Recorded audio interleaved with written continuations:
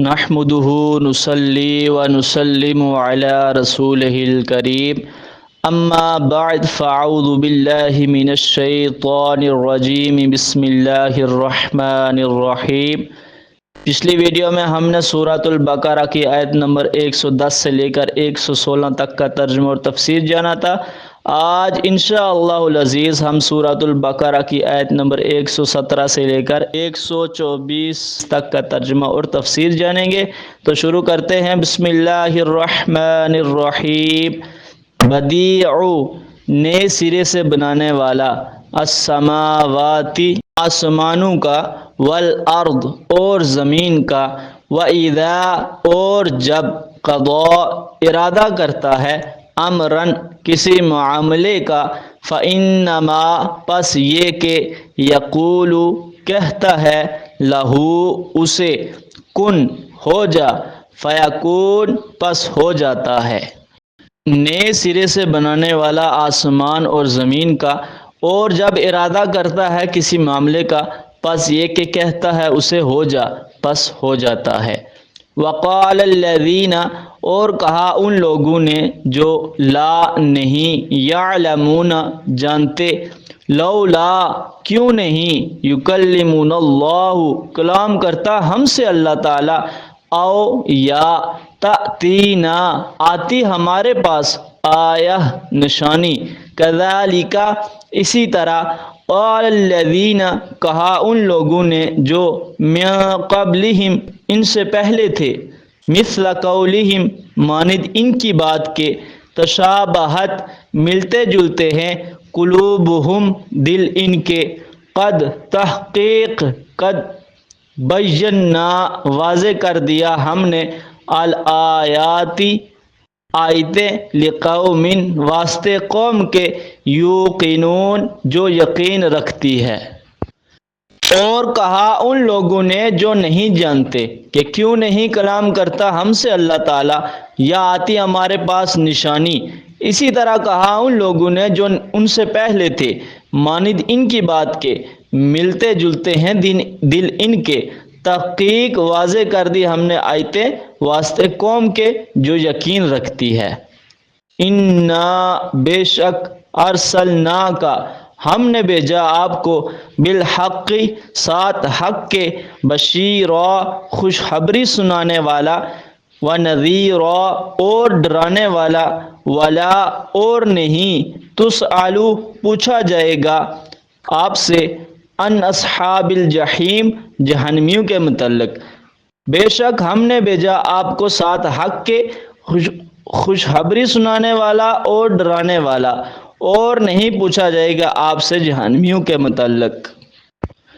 ولن اور ہرگز نہیں، ترضی راضی ہوں گے، عنک آپ پر، الیہود یہود، ولن اور نہ، نصارا، ولا اور نہ، النصارى نصارا، حتی یہاں تک کہ، تتبع آپ پیروی کریں، ملتہم ان کے دین کی، قل فرما دیجئے، ان بے شک، ہدی اللہ ہدایت اللہ تعالیٰ کی، هو الہدی وہی ہے ہدایت، ولئن اور البتہ اگر، اتبعت پیروی کریں آپ، اہواءہم ان کے خواہشات کی، بعد الذی بعد کے، جاءک آ چکا آپ کے پاس، من العلم علم سے، ما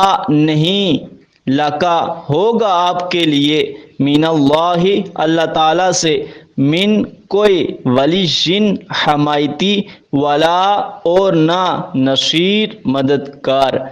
اور ہرگز نہیں راضی ہوں گے آپ پر یہود اور نصارہ، یہاں تک کہ آپ پیروی کریں ان کے دین کی۔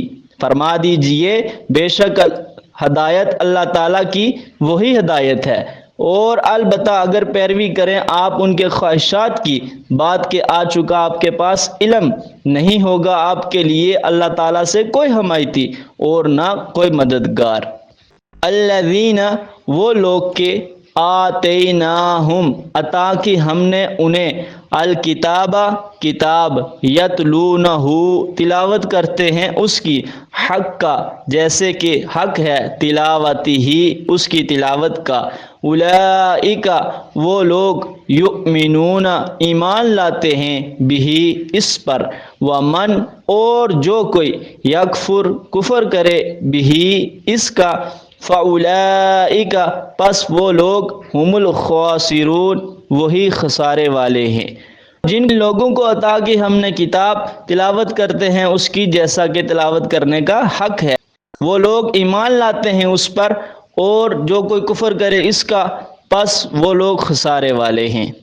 یا بنی اسرائیل اے بنی اسرائیل اذکروا یاد کرو نعمتی التی میری نعمت کو جو کہ انعمت میں نے انعام کیا علیکم تم پر وانی اور میں نے فضلتکم فضیلت دی تمہیں علی العالمین اوپر جہان والوں کے۔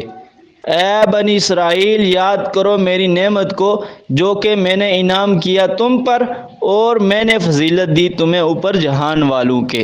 واتقوا اور ڈرو یومن اس دن سے لا نہیں تجزی بدلہ ہوگی نفسن کوئی جان عن نفس کسی جان سے شیئا ذرہ برابر ولا اور نہ یقبل قبول ہوگا منہا اس سے عدل بدلے میں کچھ ولا اور نہ تنفعها نفع دے گی اسے شفاعت سفارش ولا اور نہ ہم وہ ینصرون مدد کیے جائیں گے۔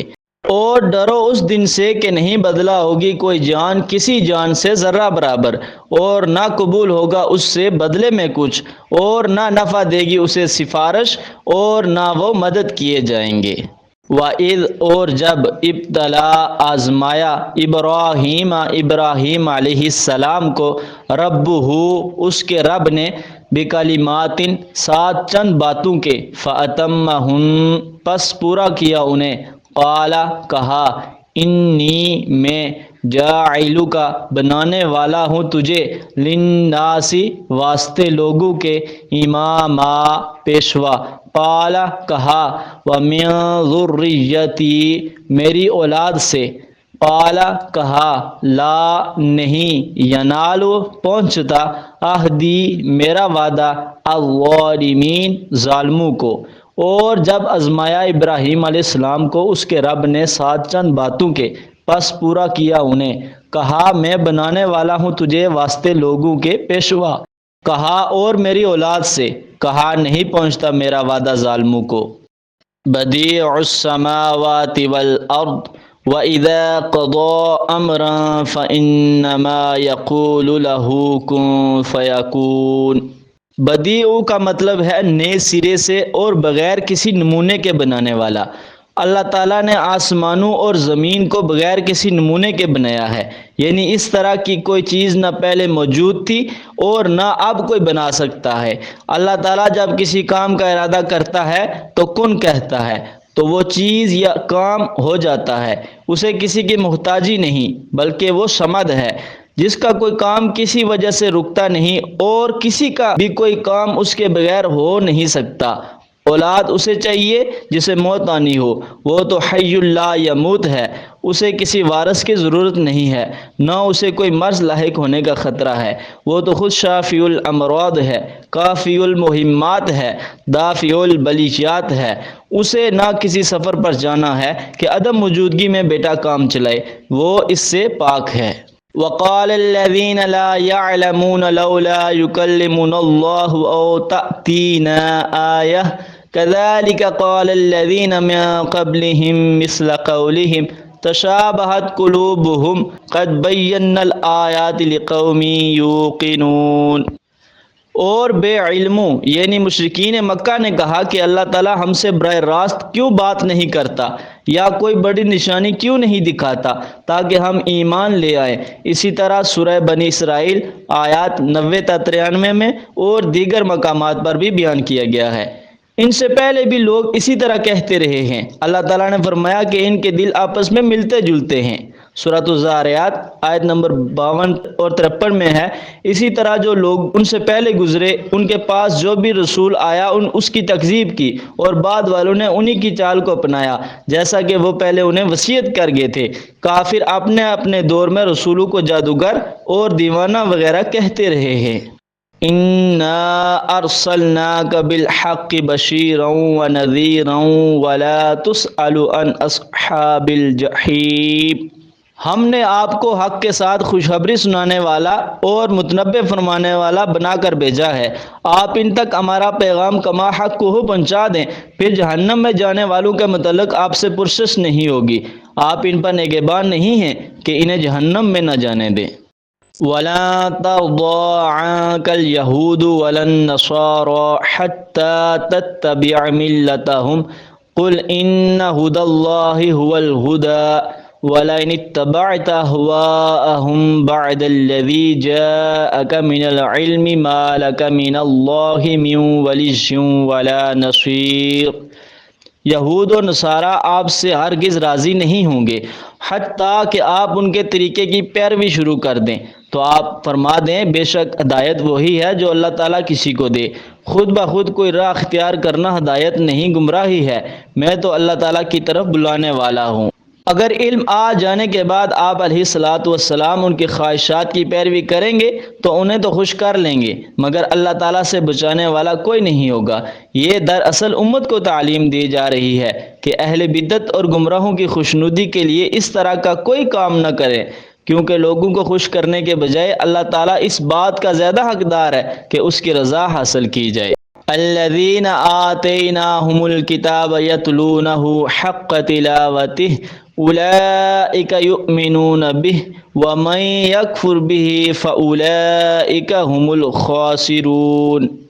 اہل کتاب کے ناخالف بد کرداروں کے تذکرے کے بعد اب ان میں سے جو صالح اور اچھے کردار کے لوگ تھے ان کا تذکرہ شروع ہوتا ہے کہ وہ کتاب کی کما حق کو تلاوت کرتے ہیں، یعنی پڑھ کر سمجھنے کی کوشش کرتے ہیں اور پھر اس پر عمل کرتے ہیں۔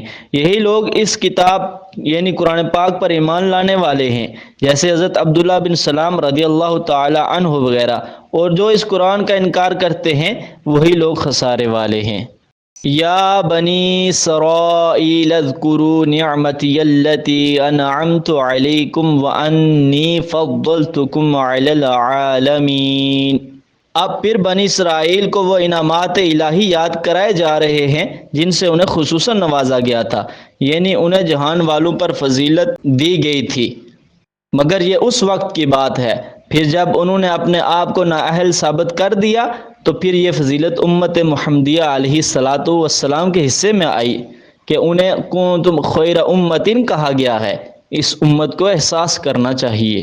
واتقوا یوما لا تجزی نفس عن نفس شیئا ولا يقبل منها عدل ولا تنفعها شفاعۃ ولا هم ينصرون۔